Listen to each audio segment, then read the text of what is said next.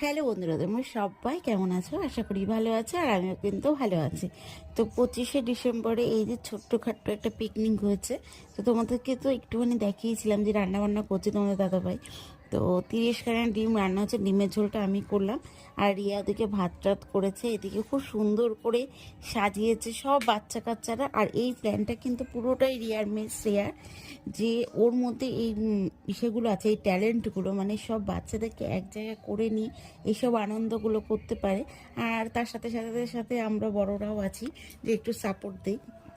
তো এখানে তো 50 টাকা করে সবাই মিলে দিয়ে সব বাচ্চারা দিয়ে এই পিকনিকটা করেছে, তার মধ্যে আমরা সবাই আছি।